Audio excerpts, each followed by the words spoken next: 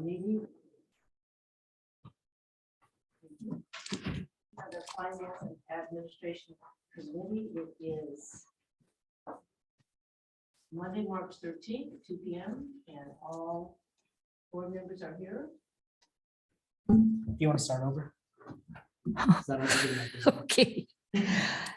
This is the meeting of the Finance and Administration Committee of the Monterey Peninsula Water Management District. It is March 13th, Monday at 2 p.m. and all directors are here, committee members. So the meeting is called to order. Roll call, please. Director Edwards, Here. Director Eisenhart, Here. Chair Anderson. Here. All committee members are present. Do we have any additions or corrections to the agenda? In your red folder. one addition. All right, thank you very much. Action item number 4.1.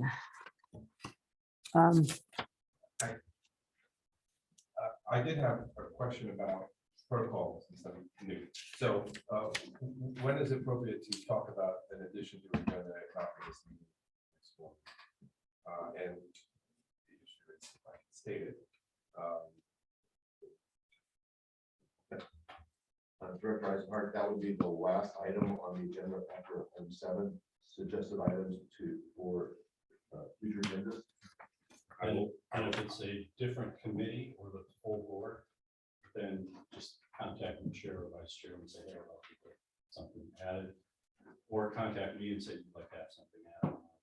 Contact the chair or vice chair. Okay, I'll defer to till we get to item 7. Thank you, Chair. Can you just briefly hit attendees? Let's see what- And then just as a reminder, when you're talking, just turn on the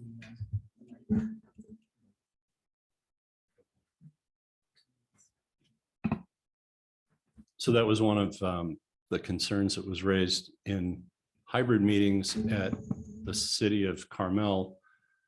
The board members have trouble knowing who's in the public, but it looks like we're not going to have that problem because we'll see the attendees list. That's good.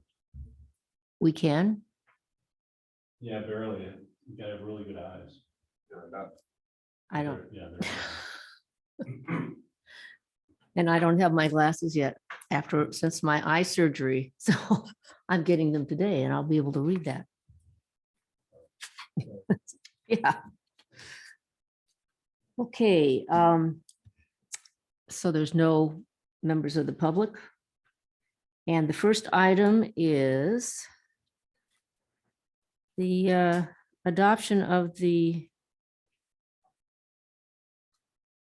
minutes of the February 6th committee meeting. Move to adopt. Second. We have a roll call vote, please. Any comments? No comments. Move it. Director Edwards, Approval. Director Eisenhart. Aye. Chair Anderson. Yes. Motion passes 3-0. Okay, the second one is going to be presented by Director Stoll. Yes. We're going to have Maureen Hamilton introduce this item. She's in attendance. There we go. She's shorter than usual. Please let me know when you're ready. I'm sure. Okay, you're very difficult to hear. Oh, boy, we tested this. Oh, there you go. All right, I'm gonna yell.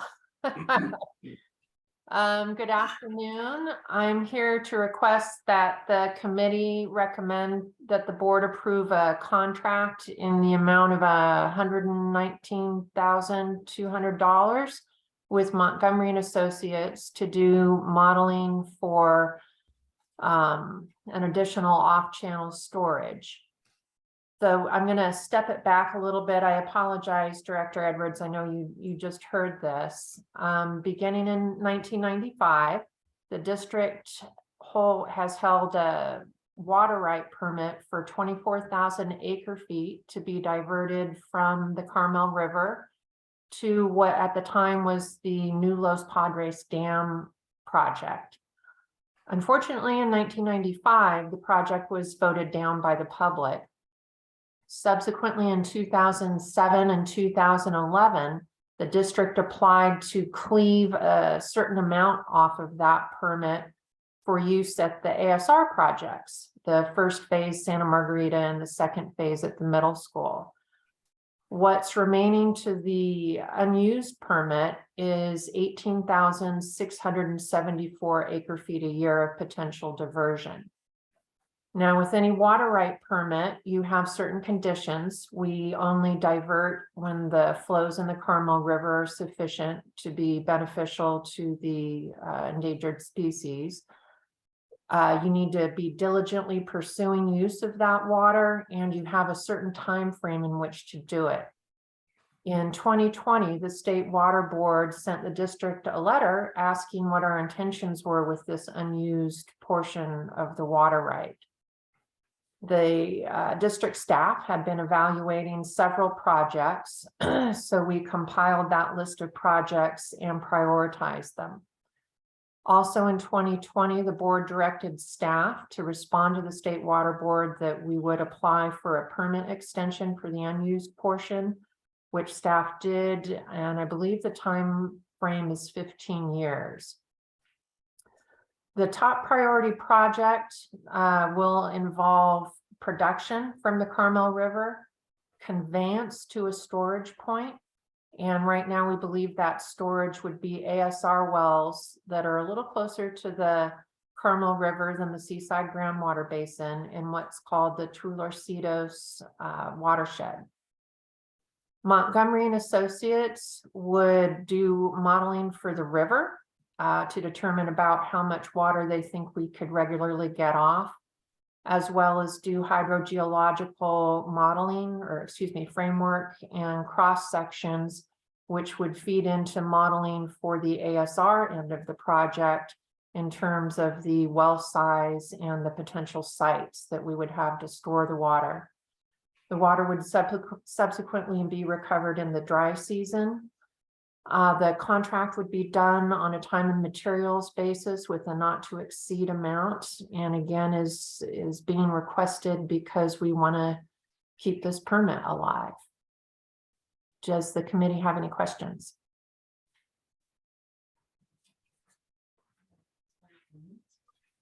I have a couple. So the extension that was obtained, it was back in 2020 for 15 years. Is that correct? That's my understanding. John Lear, can you please confirm? It was either 15 or 20 years is my recollection, but we did extensions for all three of our permits at that point. So first.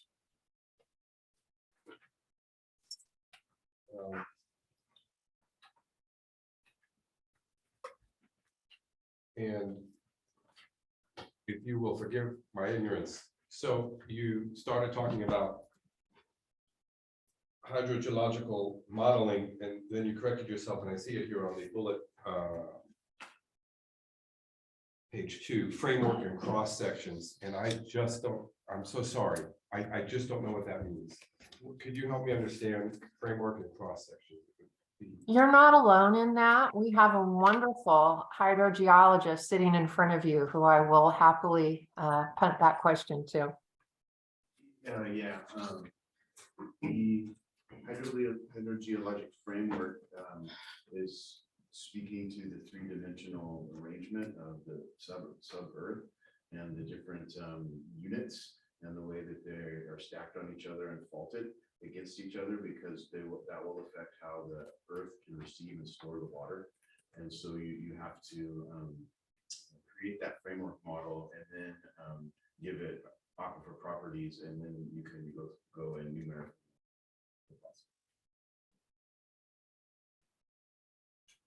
And then on the back end, once this particular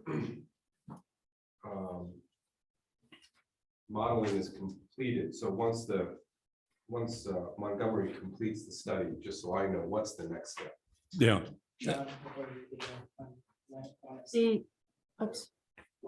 I can't completely hear everybody. I apologize if I'm interrupting.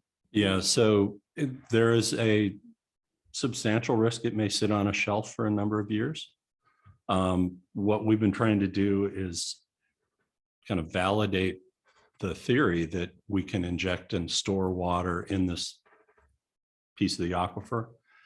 The delivery system back to users would be most likely just via the Tularcitas Creek to the Carmel River, and then grabbed at any one of the production wells that California American currently has on the Carmel River.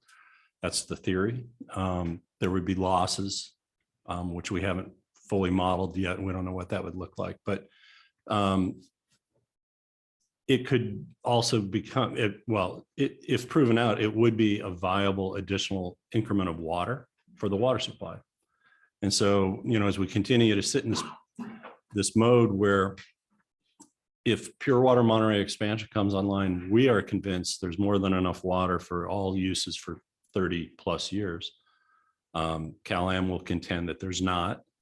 But right now, as an example, there's 1,000 acre feet of unidentified need, and that need would have to come from either banked ASR water that we currently have in the ground, which is just barely over 2,000 acre feet right now. It would come from the table 13 water rights that happen seasonally, but it'd be nice to have another, bank of stored water as a drought reserve. So that would be, what's being looked at here. We know that if Pure Water Monterey expansion doesn't move forward for any length of time, then to meet the annual requirements, they're going to have to come to the banked water or overpump the Seaside Basin. So it's a conceptual new piece of supply that we would,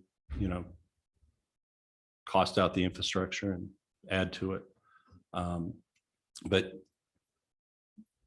the motivation was to protect and preserve the water right first and figure out how to use it later.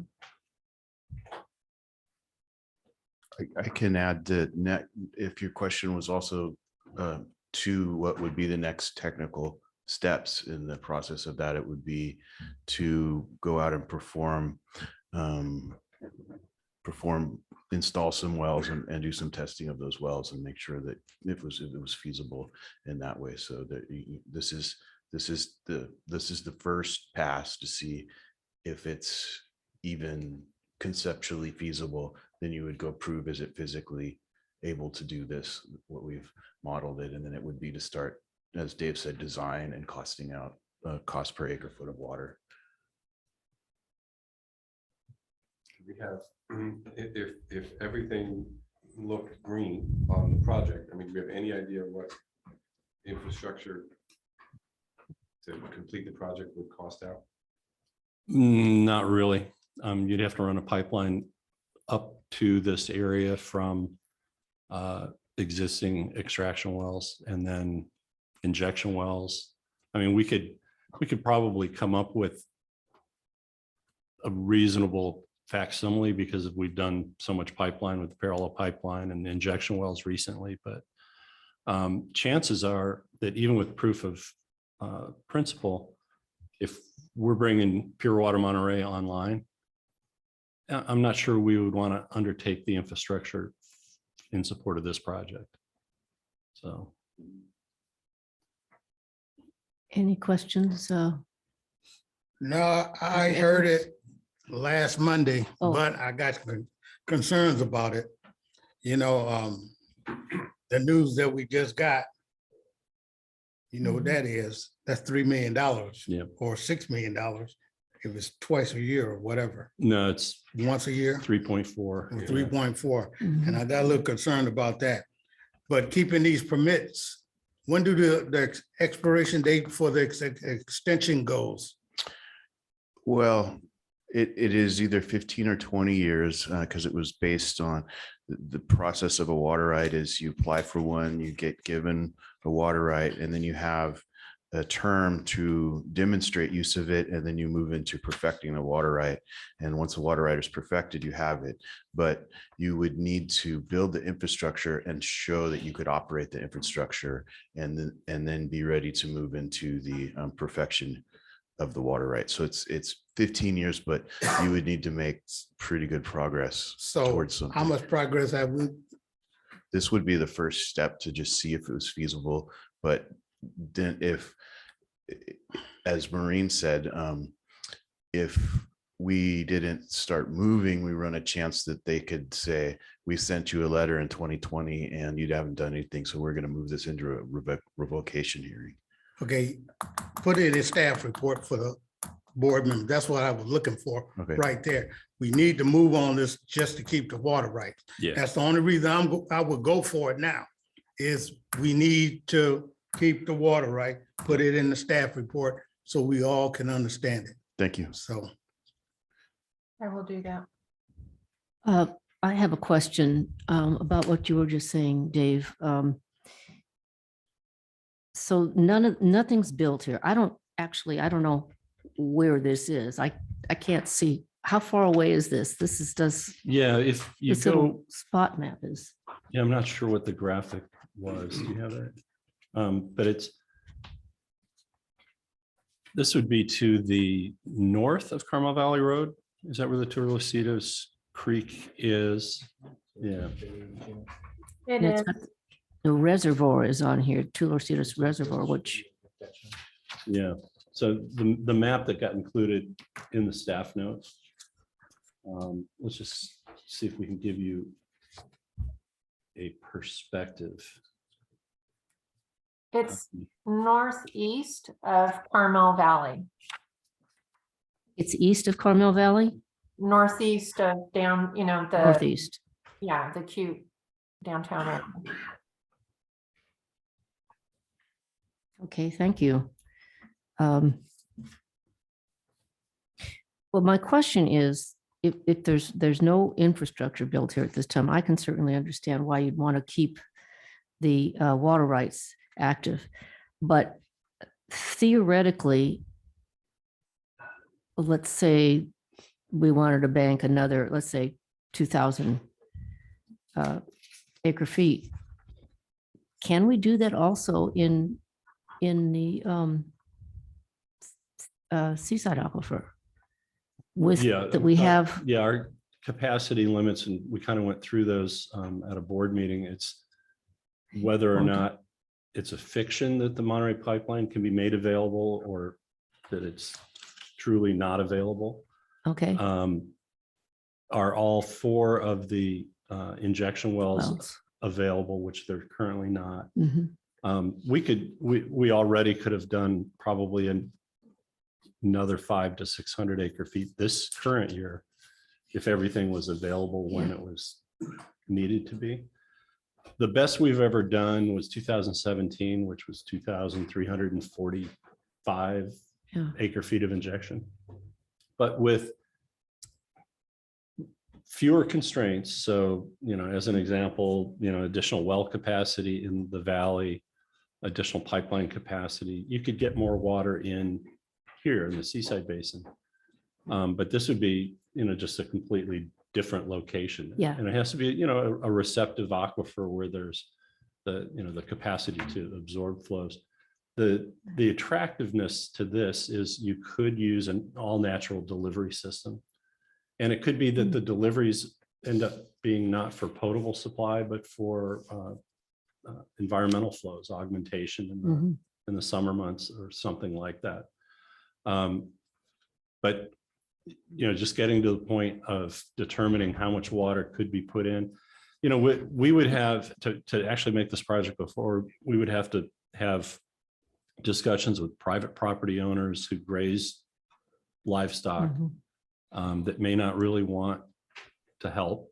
And so there's a lot involved to making it all work. But hydrogeologically, this seems to be a pretty favorable spot, and that's why we're looking at it. Yeah. And we've got a couple of other ideas to protect the water right as well, with possible new well to benefit our joint reclamation project with Pebble Beach and Cod and so Yeah. forth.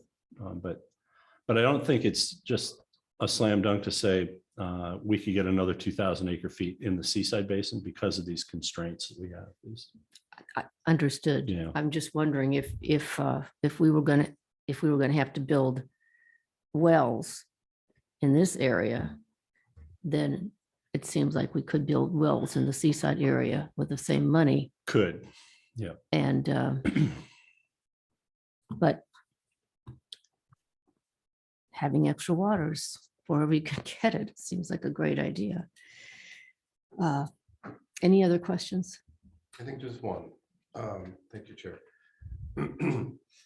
So one of the things that I'm hearing for sort of moving forward on this sort of discrete step is we don't want to risk hearing from the state that we have an issue with our permit.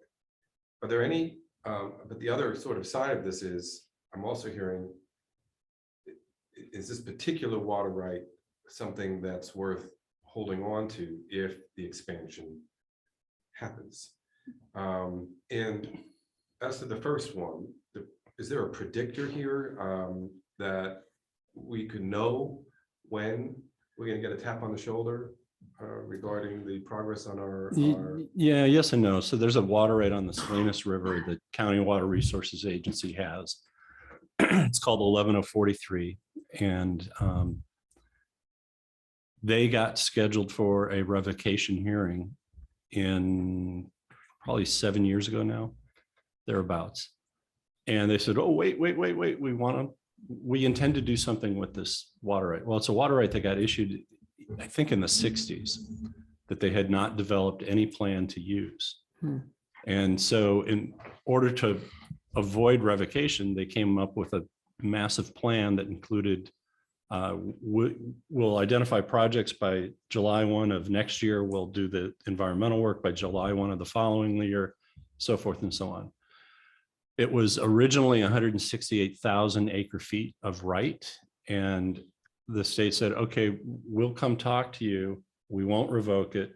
But as of now, we're immediately reducing it to 135,000 acre feet. Now, keep in mind, this one's 18,600 and change. So it's a much smaller water right. But they do from time to time act on these things. They want to clean it up. The Carmel is an over allocated river. So they'd be able to, in effect, remove, 18,600 of potential conflict of water rights. There's a lot of turnover. So I think year in and year out, somebody gets a new stack of things on his desk and starts going through them. It's like, how can I clean this up? I think we got a little bit of that feel when this first came up, which is, John did some filings.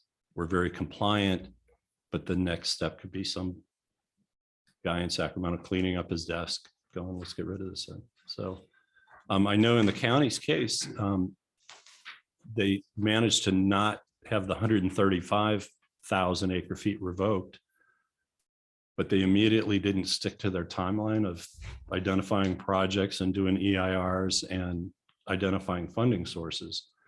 So they're once again kind of out of, at risk. Yeah. So. Well, you can hear from the public. If no public, I'll move for approval. But on the second, I got something else on this one. So you want to take it to the public and There's still no public. still? I thought it was two. Those are people, those two? Yes. Okay. I'll move for approval, and on the second, I just say this, get it off the consent calendar. This shouldn't be on the consent calendar. Y'all love to put stuff on that consent calendar to see if I'm looking. $119,000. The public got to know what we're using it for, especially on a project like this. So make it an action or whatever y'all do, but I'm not exactly sure what I'm voting to approve. So this would be recommending to the full board to approve the budget of What was the total budget? 119? 119, so that they can hire the Montgomery firm. With the vision from Dr. Edwards. This is a recommendation to the board Recommendation to the board. for action. Then that will come back to the board to decide. Recommendation to the full board. Yeah. Yes. So so again, Finance and Administration Committee, your job is to recommend, Recommending that it's put on the. yeah, keep the financial house in order. And we're gonna make it an action item. So if you go home and think about it tonight and you said, no, I can understand and vote no on it. Well, let me just echo that, and I agree with that, Director Edwards. I mean, I don't think in the grand scheme of things, Suresh, this is a big percentage of our budget. Although I am sort of feeling smarts from Judge Panetta's decision, and I'm still not sure when it becomes effective, but, or if it will become final sooner than later. But stepping away from that, we're making a decision. I do think it's a fairly discrete expenditure, but we're making a decision with remarkably unknown variables. When are we going to hear from on high that there's a problem with our permit? Right. And when are we going to have the expansion implemented? This could be years, God forbid, or it could just be later on this year. And I think those are very, and I will discuss this at the board meeting, and I do think it needs to be an action item, that the vagaries of those two issues right there, when we're going to get a knock on the door from the state, and when Cal-Am is going to do what they're Well, those my promised concerns. to do. Those my concerns.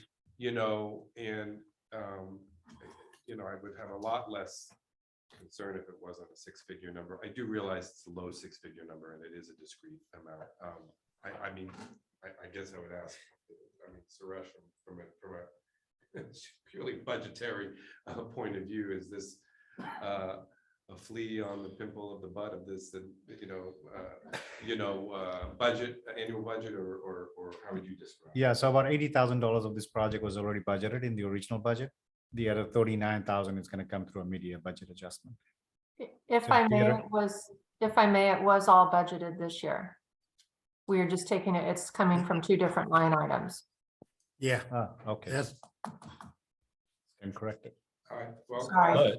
But apparently 119,000 is north of the bar for consent versus action. So we'll have to find out where that bar really is for the, because we had an item here that's 100,000. So we'll find out if 100 is still consent or not.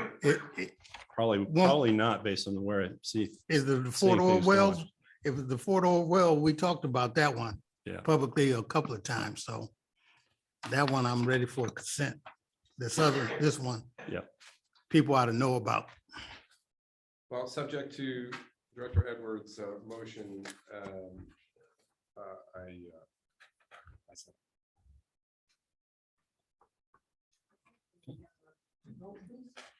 Director Edwards, Approval? Director Eisenhart, aye. Chair Anderson. Yes. Motion passes 3-0.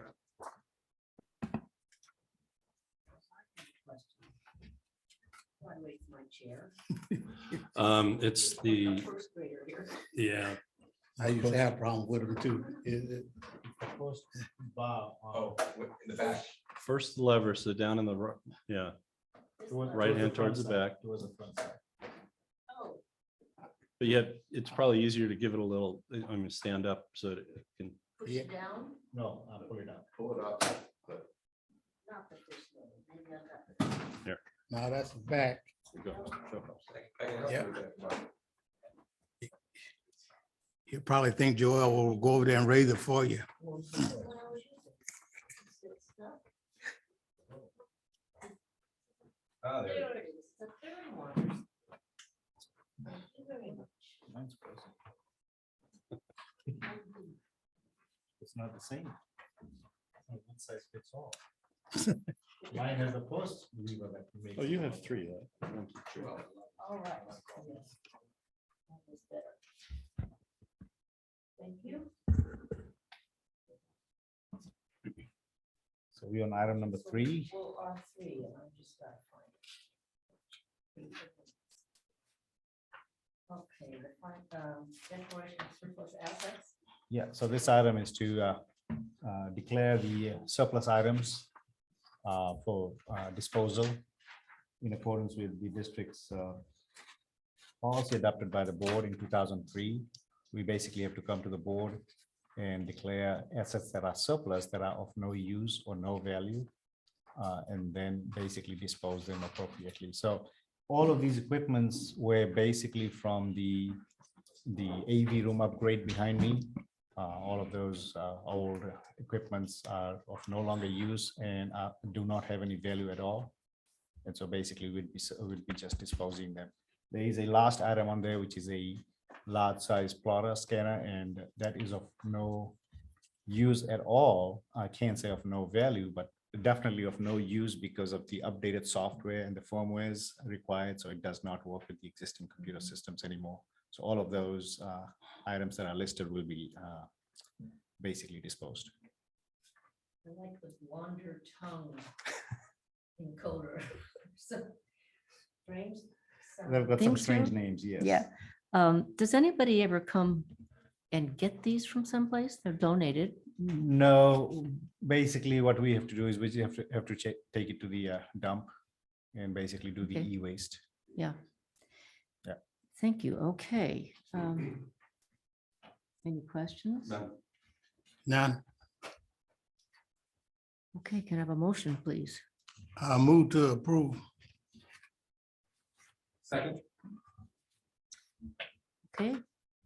Roll call? Director Eisenhart, Aye. Director Edwards. Yes. Chair Anderson. Yes. Motion passes 3-0. I'll have you know that I did authorize 1 roll of plotter paper to go home with an employee for her children to draw pictures. Good for you. Okay. Treasurer's report for January 2023. Suresh? So in item 4, this is the treasurer's report for the month of January. We wrote checks in the amount of $2.8 million. There are 4 exhibits attached to the staff note. Exhibit 4A, B, C, and D. 4A is the actual treasurer's report, which I'll direct your attention to. It's on page 25. If you'll see, we started the month with $24.4 million in the bank, and we closed the month of January with 24.7. We did take in deposits in the amount of $3 million, and there were transfers. So basically, the value of the money in the banks did not change by much, but we did write checks in the amount of a little over $2.8 million. And then we also report on the Pebble Beach Reclamation Project, which is on the far right-hand side, and that balance stood at $413,000. Exhibit 4B, C, and D are the 4B and C are the listing of the regular checks and the payroll checks. And 4D is the unaudited financial statements for the month of January. Any questions? Doctors? In light of recent events, are we keeping our assets below 250,000 in every single account? We were just Every talking single about that. banking institution? Yeah, we just had that conversation upstairs. Yeah, Friday morning, my son called me. He goes, "Dad, Silicon Valley Bank just crashed." And usually they announce it at the end of the day, Friday, and try to work out on the weekends. Mhm. Some sort of fix. This one, they were like, "You're dead." I mean, I know our CDs follow So- that route, but in terms of our liquid. Yeah, so that's a very good point. And if you would look at that report, the actual treasurer's report, anything that's in the multi-bank securities, that's 100% covered, $6.7 million, because we stagger those CDs in the amount of 250,000 just for that FDIC insurance. Lake is not covered by FDIC in that 9.7, but that's basically a bank consolidated by the state of California, and all of the agencies' money in there. It's not like a regular commercial bank. The only one would be the Bank of America checking and the money market. So checking is kind of like just a float account. It could vary the numbers. And same thing with the money market, the Bank of America account.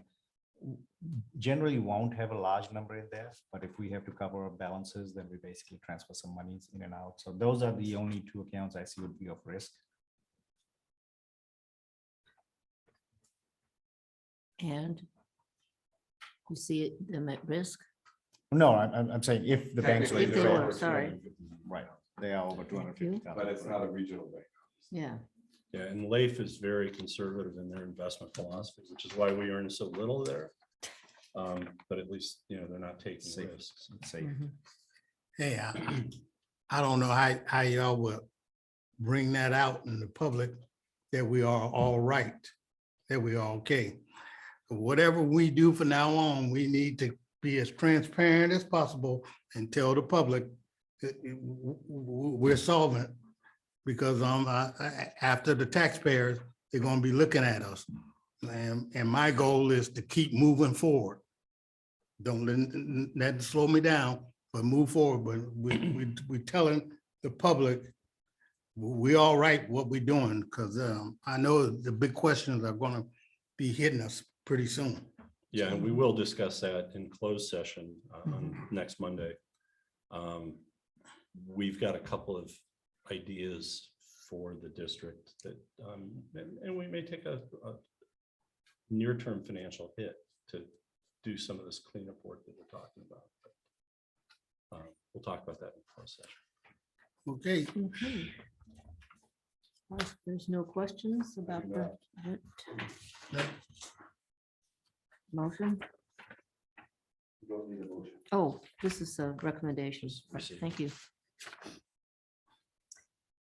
Now, there is an item 4.1 in your red folder, Yeah.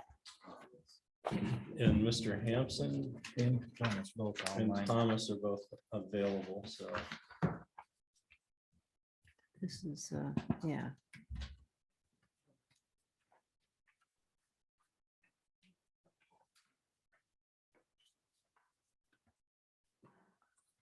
So this was an additional to what we talked about at the last board meeting, is that right? We had approved, I can't remember the exact budget, but Well, so we did was- approve of about 250,000 in emergency funds for the work on the Sleepy Hollow. We've been trying to keep some of that work inside the original budget on the Sleepy Hollow improvements. But Larry, why don't we let you set the stage on this one, if your audio is working? Yeah, so good afternoon, members of the board. And I did not expect to be coming for in front of you and asking for additional funds for the Sleepy Hollow project. In fact, I think I said I wouldn't be back last time it was approved. So the approval in November had a contingency amount of about 15% of the original contract. We ran into a lot of things at this facility this year, not just flooding, but things we didn't expect.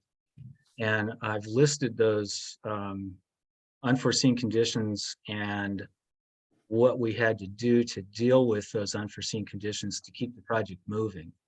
And there's 1, 2, 3, 4, there's 5 different things that have been approved in order to keep the project moving. And now we're down to, I think I've got about $2,000 left in the contingency funds that the board previously authorized. About 70% of the work has been done. The staff note says 59%. That's what's been invoiced. There's been additional work since the first invoice that the district received. And so we've got about 30% of the project to go, approximately $250,000 more to complete. And so if we run into additional unforeseen circumstances, which, I mean, at this point, everything being done is above ground, but for one reason or another, Sleepy Hollow is just a difficult place to work, and you run into things that you don't always know about. So if we were to run into another unforeseen condition that would require additional change order, we couldn't authorize that. We would have to come back to you and back to the board, perhaps under an emergency session, in order to keep the project moving. And at this point, the contractor's envisioning being done with the project in about the next 2.5 or 3 weeks, They've been on a pretty aggressive schedule. And so if we have to stop the work in order to deal with another change order, that runs the risk of the contractor wanting to come back to the district and being compensated for having to wait in order to continue forward with the work. So in discussing this with Suresh, we kind of agreed, well, let's just cover every possible thing we could and see if we can request another $100,000, not with the intent of spending it, but with the intent of completing work and in a timely fashion, so that we don't have any issues with the contractor. So that's kind of it in a nutshell. I'd be happy to talk about what's the current work and what we've done and that kind of thing, if you have any questions about that. I have two questions real quick, Mr. Hampson. One is with the upcoming rains. I'm not sure when they're predicted. Is that in any way going to impact the, apart from some number of days of maybe delay, is that causing problems that are increasing costs? Either last week's rain or the upcoming rain? Well, excuse me. When there's a rain delay, the contract deadline gets extended. So it's recognized in the contract there can be rain delays. It's called out that this is work in the winter time and that work can be halted due to weather delays. The bigger risk here, and so that's not really an issue, the fact that the contractor can't work. We both recognize, the contractor and the district recognize, we just can't work. There are certain things that have to be done in the dry, and there are other activities that, you can imagine trying to work in pouring rain in the outdoors. It just doesn't really work very well. The bigger risk here is from the wet weather is really that the road could fail catastrophically. To me, that's the biggest risk. We're supposed to start getting rain tonight, and the river's supposed to come back up, not to the extent that it did last week, but the soils are totally saturated. Almost any amount of rain can cause more landslips. So that's the biggest risk I see. And that can cost a lot of money. The emergency work that was done previously was almost $50,000 to clear out the landslide as a result of January 9th rains. We get some significant rain. We could easily have 50,000 or more in expenses to clear the road and keep the project going. So that's the biggest risk I see. The risk at the construction site itself from bad weather, not so much. The area drains out pretty well. It's the site itself is not really subject to landslides at this time, except in a very localized area. So I think going forward, we're in pretty good shape, but it's just getting to the site. And then if we have any trouble with installation of the remaining components, that's where we have some risk there. Larry, glad to see you here, but sometime I wish you were gone. $100,000, I need to see some pictures. Y'all need to show me some pictures of what needs to be done out there and what damage is out there. Because if I don't see no picture, I see it's on consent, I won't sit up there and say no. So can we get some pictures of what the work needs to be done and how it looks out there, since we can't get out there? I could, so let me just clarify. I can certainly give you like documentation of what's been done, how things are going, and even some of the damages that have occurred that we've dealt with, if that's what you're looking for. Well, I'm looking for, y'all need to, documentation is good, but I need to see some pictures of, this is bad. This is what we're talking about. I'm one of those types. Reading it, okay, but if I can see it, that really put that extra belief in. So can we get any pictures of, it sound like we're just talking. So show me something. Yeah, and this will be primarily completed construction photos. So this is the the lining of the channels and the restoration of or actually pouring of concrete and putting the membranes in, the newer membrane and so forth. So yeah, we should be able to get a few progress. Show us photos. something, yeah. I believe the board and I do need to see something. Yeah. Okay, here we completed this and now this is the damage that is done out there. We need to fix that. And we'd like you to throw another 100,000 into this so we can see how much we can eat through. So, This is Thomas real quick. I don't know yes, If you guys want to do this on the fly, I could share my screen, show you a few pictures of the rearing channel construction if you want. I think it's important to remember there's two things going on here. There's one thing that's called storm damage that we're hoping for some reimbursement for FEMA. That budget is still intact. Right. What Larry's talking about today is very specifically to the contract for the rehabilitation of the rearing channel. I'll share a screen real quick. Here you can see the contractor is, can you see that screen? yeah, I can see it. So you can see all the rebars placed and you can see there's a little like straight line crack. It's not a crack, but it's an expansion joint. And the roots we discovered when the old liner was pulled out was penetrating through these expansion joints. And you can see the staining in the brown. I believe that's some of the old roots that were under the liner. So what's Larry's described in this staff note is that this was an unforeseen thing of all these roots behind the liner. So, you know, we want these expansion joints filled so roots don't come in and penetrate again under the new liner and come up from underneath. So that's one set of photos there. It's a very faint line you can see on the left side. Let's see if there's some additional ones. Here, tell me if you can see this one. Can you see that one? Let me share again. Whoa. Yeah, so there were 36 of these expansion joints along the rearing channel that required hand digging down in that 2 feet by 2 feet area and filling in that expansion joint with a sealer and then putting a rubber membrane, gluing it over that sealer. We're taking measures to try to prevent degradation of the liner that's being installed now, so that roots can't get in behind that liner and poke through and cause it to leak. And So then, that was a pretty expensive item to have 36 of those hand dug out and glued up.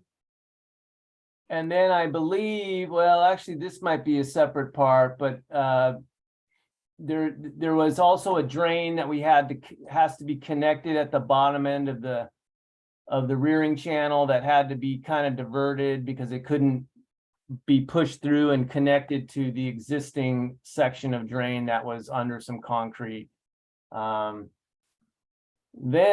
if you want to see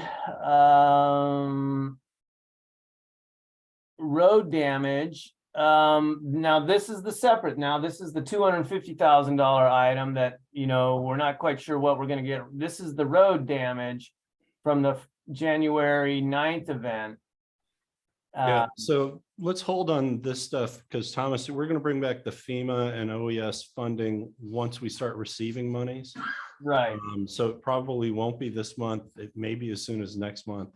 Okay. But for this item at the board meeting, prepare your top 5 photos of here are some of the unforeseen things. And clearly we have to use our imagination on some of them, but where you point out the expansion joints and they were inundated with roots that you couldn't have foreseen until the liner was removed. I mean, that's an unforeseen circumstance. So, I agree that, pulling some photos, trying to explain why you're here for another 100,000 perhaps. Yeah, but would be useful. for now on for our work, we need to do before pictures and then after pictures. Yeah. And And we've got a We can't- lot of that. Yeah, if you can put that together, this at the, how the channel looked before, and this is why we're working on it. And this is, we getting to completion. So that's the only problem I got with it. And that'd be up to the chair or whatever, or the staff. $100,000 more, and we put it on consent, Yep. like I mentioned before, we in a crisis now. And we need to show the public why we're using our money and the way we're using it. Yeah, I have a question about that. I understand, Larry, that in consultation with Suresh, we're looking at, okay, well, let's not keep coming back. Let's pick a number, 100K. Do we have estimates from the contractor that indicates what we know for sure we're over budget? I understand the cushion, right? I understand asking for 100,000, but what's the amount that we know we need to start cutting checks for that we're over budget? Well, so I've authorized change orders that amount to $2,000 less than the board has approved. So there's only $2,000 left that I can authorize without additional authorization.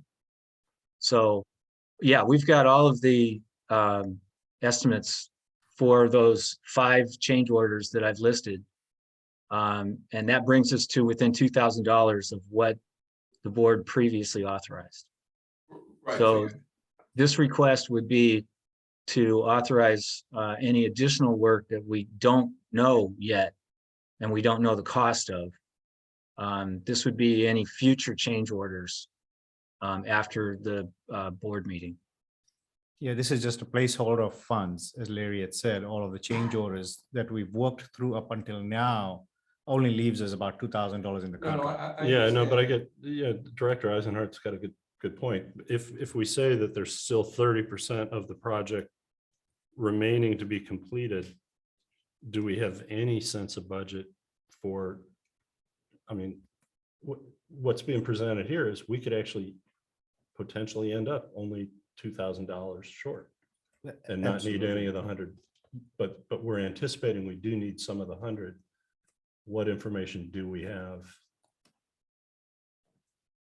Well, like I said, the biggest risk is of road failure.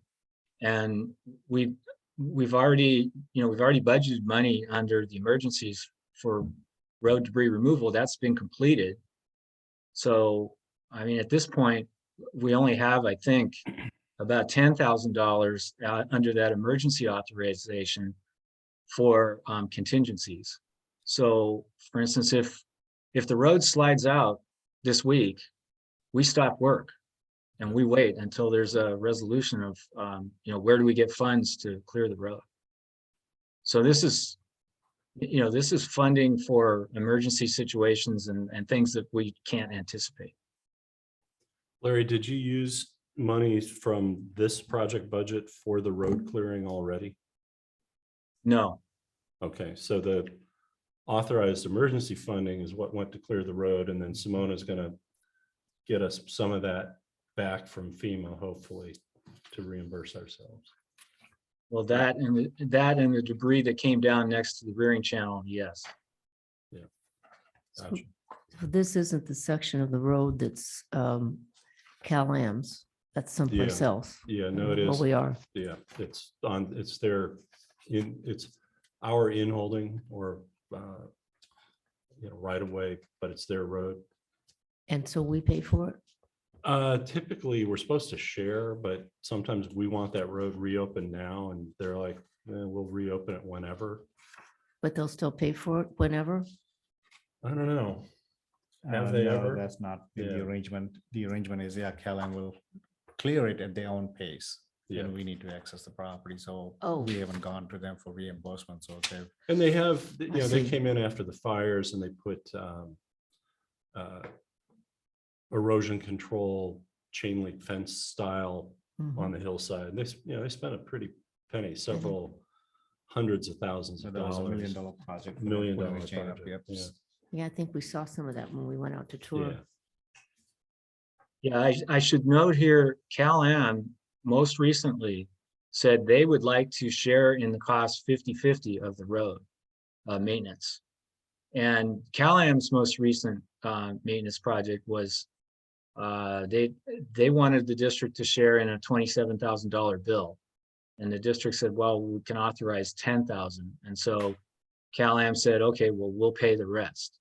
But they've already telegraphed that they would like to be 50-50 on road maintenance.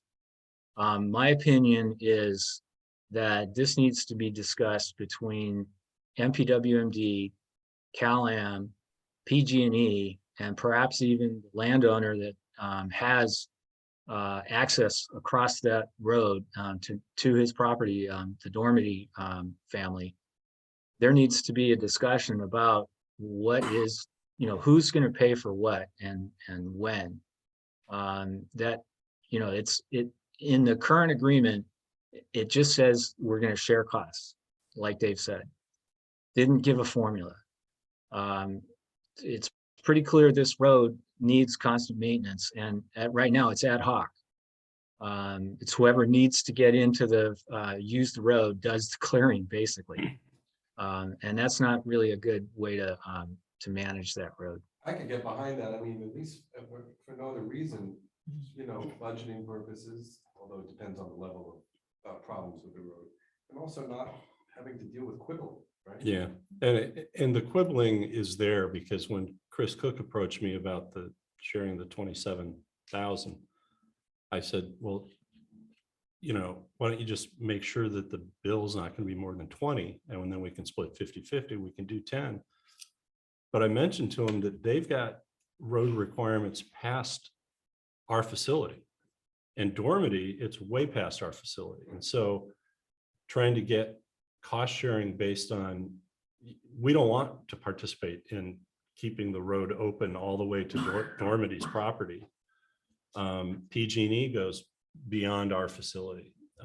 So it's one of those where we'd love to split 50-50 all the way up to our gate.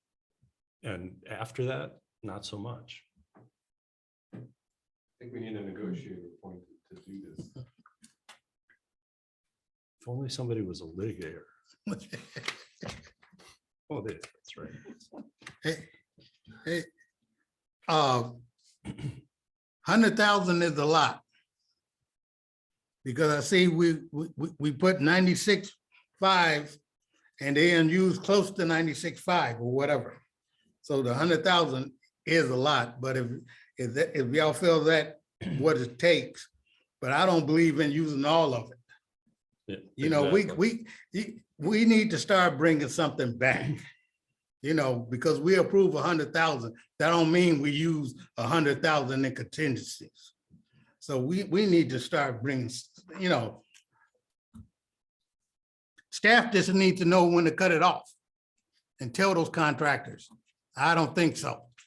So if y'all feel $100,000, I would cut that down to 75, make me feel good. But if y'all want to approve 100,000, we can bring that back up again. Well, and it also sounds like in just a week or so, we might have ridden out this next storm and we might be in a much better position to know where, it sounds like, right? I mean, Larry, your concern is what if that road washes out again? That's a big an issue. But if we can, in a week, we might know, we might be in a much more, Oh, I hear you. I like them to have the money to approve, but when you come back with me, $100,000 and you just spent 96.5 in contingencies already, my thoughts is you're gonna spend that 100,000 if you can, and we at a point now where we can't say no. We need to start saying no to the contractors, or we'll find somebody else that can look at it too. Because I think that, that's a lot of money for the public to digest. So.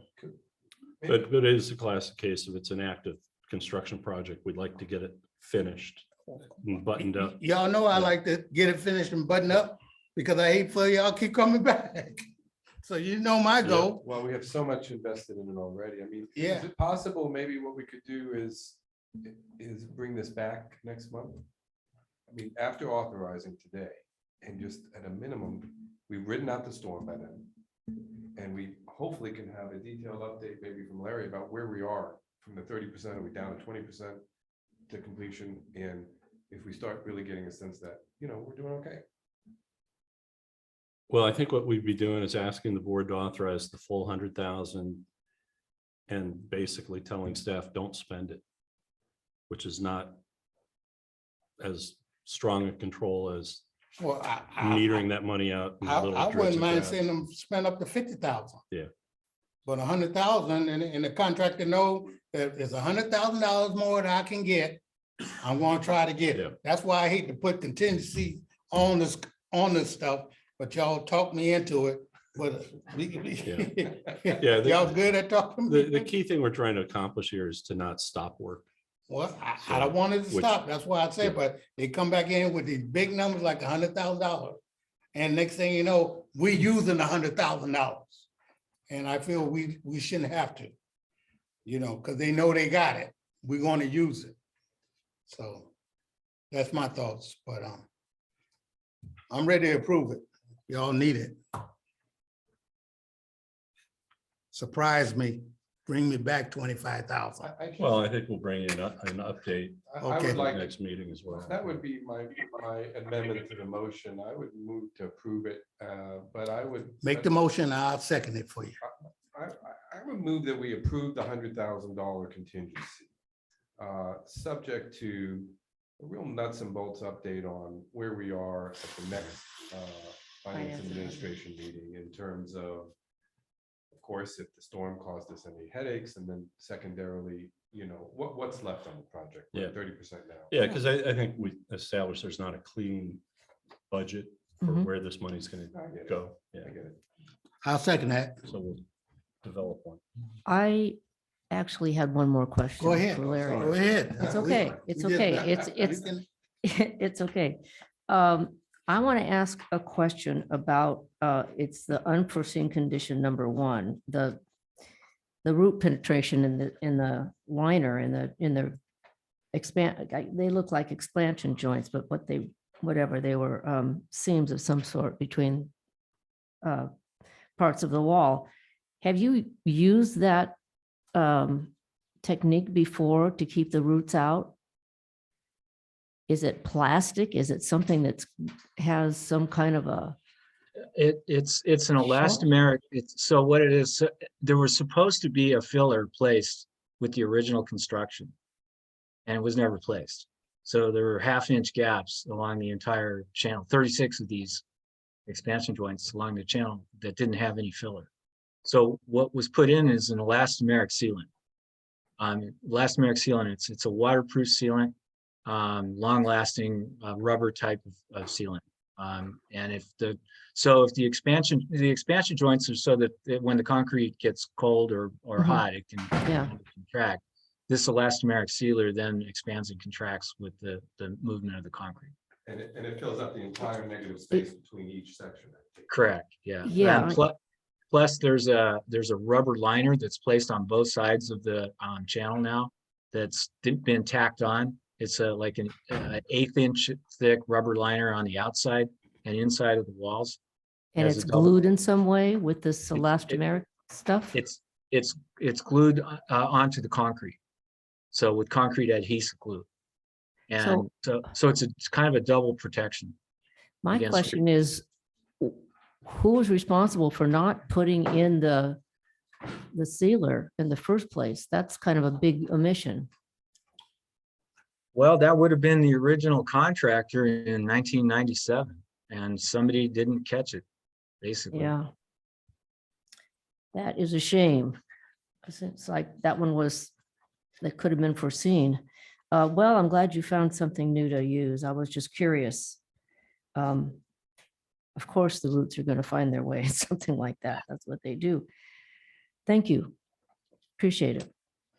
Yep. I'm ready. And just one more question. On your back page, you got 33,000 for planning and engineering services and up to 839,500 for the rehab. We're approving 100,000. Is all that been? So there's a couple things going on here.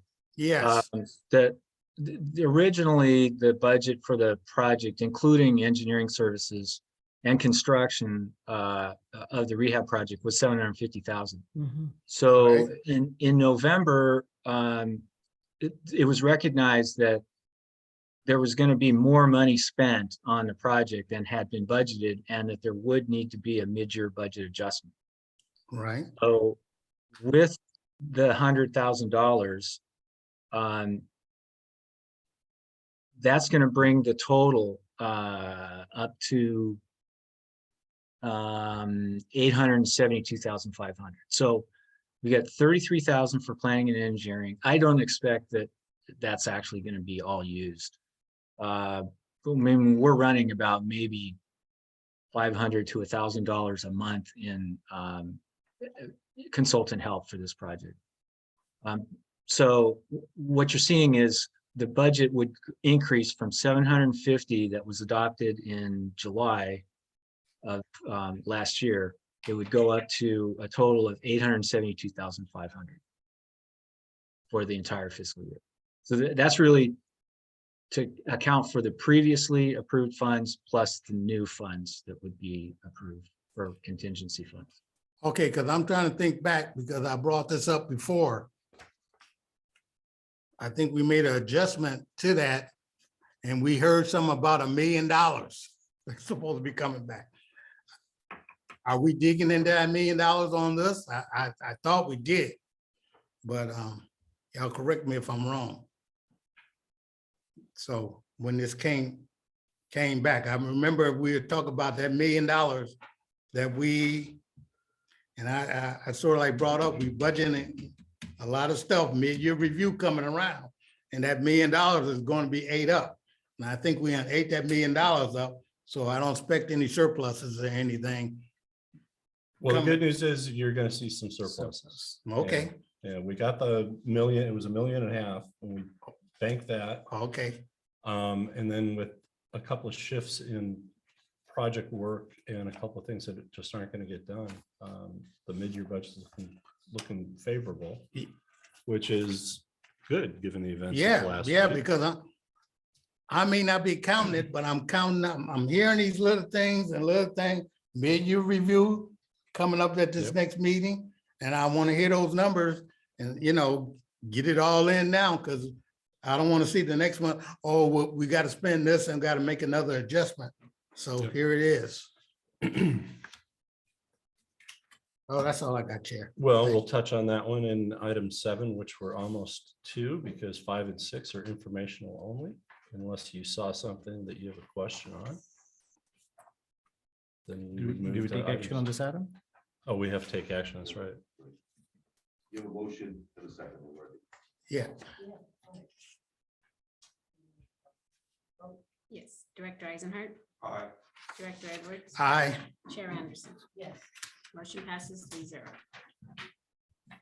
No. Thank you, Larry. Hang in there. Thank you. You too. Have a good day. All right. Stay dry. All right, so unless you have questions that you saw on 5 and 6, we can move to item 7, which is the currently proposed agenda. Hoping there won't be many more changes, but likely there'll be a few, and No, a couple that we just you heard know, of my today. concern is consent. You know, I don't mind the well on there because we talked about well and over there. Seaside Basin, they want to answer on that and we answer that. So I'm happy. We do have 2 closed session items. You saw my confidential email regarding the report that's available online. There will be a couple of you who want a physical copy that we'll get for you probably, well, at this pace, it'll be tomorrow. And then we also have the taxpayers lawsuit that landed last Monday, I guess it was. So we'll be in a position to discuss those as well as some of the financial ramifications. The consent calendar will be modified based on what we just talked about. And I think if we're going to show you some photos on this $100,000 item, we might as well move that to action as well. I agree with that. Yeah, so we're those basically 2. saying 3 and 6 are gonna come off of consent. Yes. And so I just want to highlight item 9 is just a follow-up to the discussion we had at the water supply planning meeting. And this is just mostly informational. I can tell you that of all of the budget increases they've asked for the Perkins Coie team, I think some new invoices have come in and they're down to about 45,000 of unused under the cap. So Perkins Coie has been very expensive, but it's been to the benefit of both of our agencies. It's just that then when Monterey One Water has perhaps advanced a position, they've not been quite as committed as we have been. And I think that's upset a few of our directors. But the issue, of course, is their board is a little less committed than our board is. And so they've equivocated somewhat, but we're still spending the money because that's our agreement, which is we do need representation on the water purchase agreement. And then prior to that, it was representation on some of these petty arguments about the source waters for the expansion. And that would drift from a person named Barbara Schussman, who had issued some policy papers about water rights for the source waters that then also got Perkins Coie review. And so there were some expenditures there. But if we didn't have the County Water Resources Agency sending letters questioning the source waters, we wouldn't have had to go back and revisit the water rights documents and the reviews too. So there's been some make work as a result of our project detractors, I guess we'll leave it at that. But anyway, we'll talk about that just so we can highlight that there have been some significant increases in legal budgets, primarily caused by CalAM's delays, requesting that the decision be held for a month and things like that. And you just, calling meetings up in Sacramento where I think 13 of us showed up and we all drove independently and stayed independently. And it's like, it's been an absurd process. So we do have our public hearing on the annual report. We're a little behind, but Joelle, I think I'll be able to get that out to you tomorrow. The electricity being shut down, I couldn't get it from Phil on Friday. So the regular quarterly water budget strategy, you're familiar with that. And then I had in the action items, you had mentioned a number of times in the mid-year review. And so Suresh is ready, item 15 here,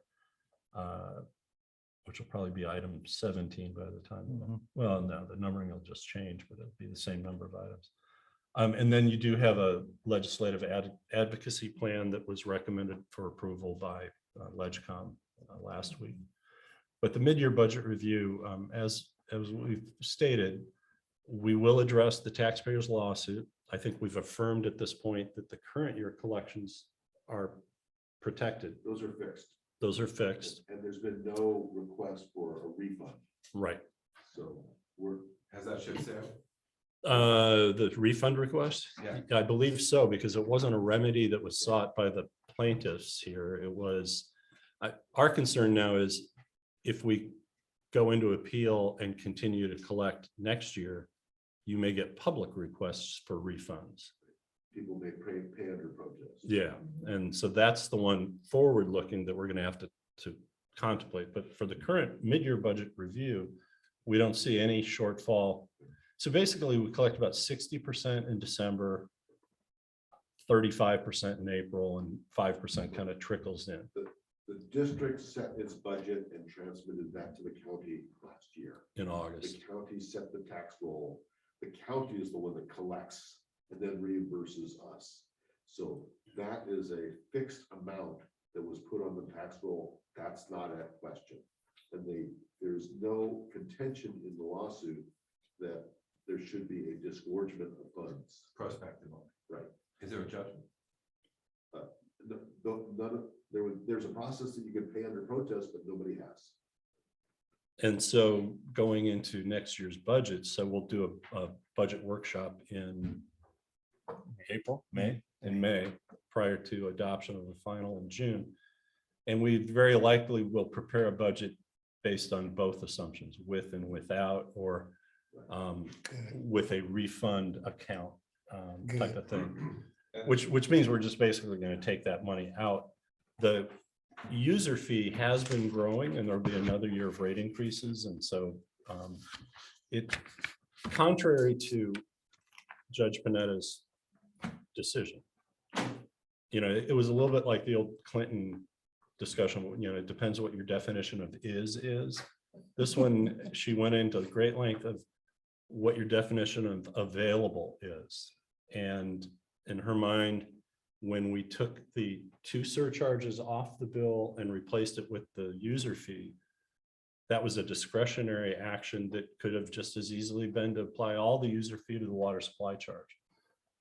It's not really the case. And the 2 actions, the taking of the mitigation surcharge and the conservation surcharge, were in the PUC's decision as 2 related actions, but she just didn't see it that way. And so we still have to pay for mitigation. We still have to pay for conservation. So the question is, how are you going to do that? If there's any nice outcome in all of this, the user fee has been growing. When it was predicted to come in at about 4 million even, and the water supply charge that is subject to the taxpayers lawsuit has always been about 3.4 million, all of those monies were spoken for.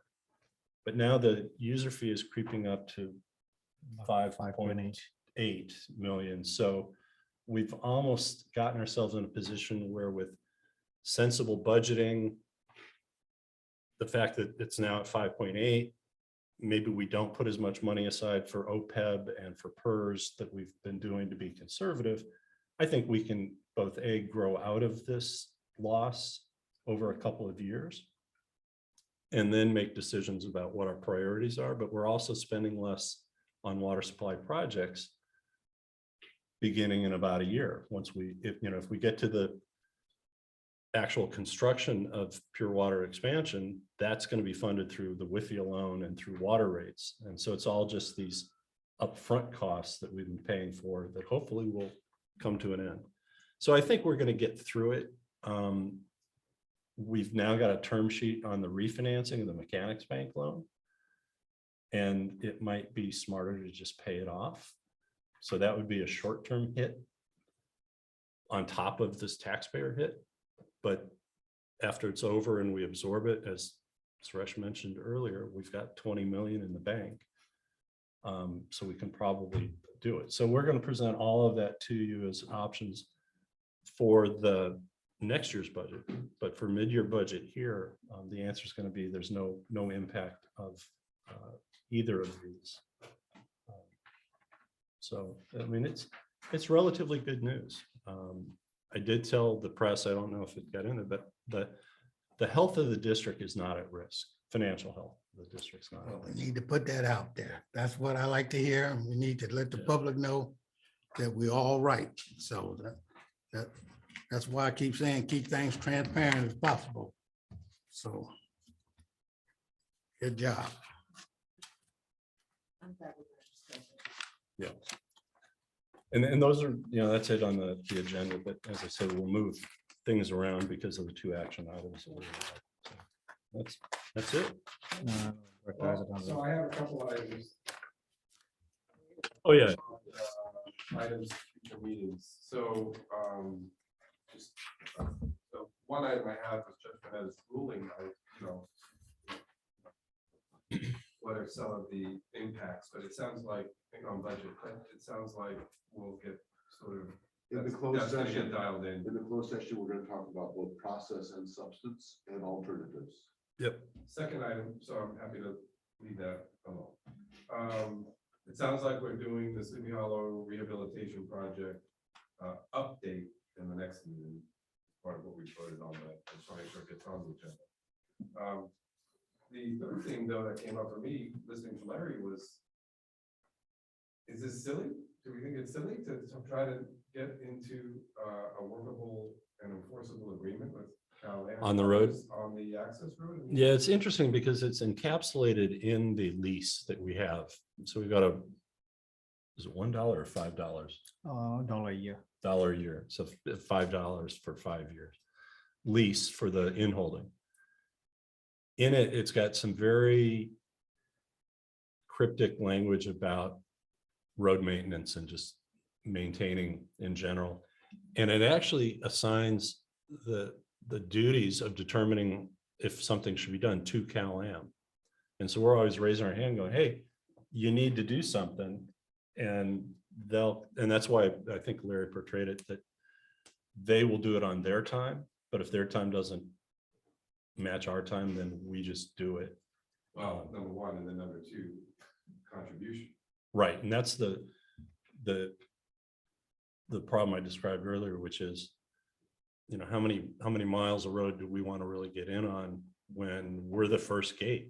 You know, you get the gate to enter, then you get to Sleepy Hollow, right? And then you keep going, you get to the old San Clemente Dam site, where Cal-Am actually has obligations to be removing pipe. They've been doing it for, have you been up there? No, they've been removing pipe for almost a year, I think, at this point. And they cut a different road in. But yeah, we should actually maybe do an amendment to the in-holding. I think Cal-Am thought they were going to be out of it completely by now because they were supposed to transfer lands to the Bureau of Land Management. And then our in-holding was going to get transferred to somebody else, I think NOAA Fisheries. None of that's ever happened. The in-holding on the other private property. So yeah, there's 4 large watershed parcels that kind of served the dam. And now that the dam is gone, they were going to turn it all over to the Bureau of Land Management. And then our lease was going to be assigned to NOAA because BLM didn't want to have a non-federal agency holding a lease. So they were going to, you know, NOAA is federal. And then we would maintain a relationship with NOAA. None of this happened early on in the Trump administration. They said, we're not taking on any more land. We're not doing any of this kind of stuff. And that's kind of where it sits, even 2 years after administration change. You think it's, I'm sorry, do you think it's premature? Not if they keep saying they want us to pay half on things. It's probably time. It seems to me that, I mean, if they can say, well, we don't want to do it now, we've got other things happening, then they're always going to win and we're always going to pay. Yeah, at some point in their minds, the road's no longer needed, but they kind of overlooked their requirement to remove these other pipes. But PG&E does need to get back in there. And then it is the emergency access road for the Dormady property for their, see, way up the hill, they've got kind of a series of cottages and tent camp and fishing pond, and people come in and, you know, do backcountry recreation up there. Yeah, the other thing we got to be careful about with a formal agreement is, I mean, the recent upgrade that Cal-Am did was about $1 million. Yeah, If we would not like to participate. We We would not like to participate. And historically, over the last few years, we've only spent less than $10,000 a year in maintaining the road. The only significant improvements been done this year due to the major storms. But It's going to be paid for by. yeah, by FEMA, but let's just say if it was on our dime, it's still going to cost us far less than if we were to contribute any portion of that $1 million. Yeah. And Larry was saying that they still have a significant portion that still needs to be maintained with the screening on the side of the roads. I noticed one of the findings. I'm sorry. You close the meeting off, Chair? Are we- Oh, Yep, Did I not? close it off.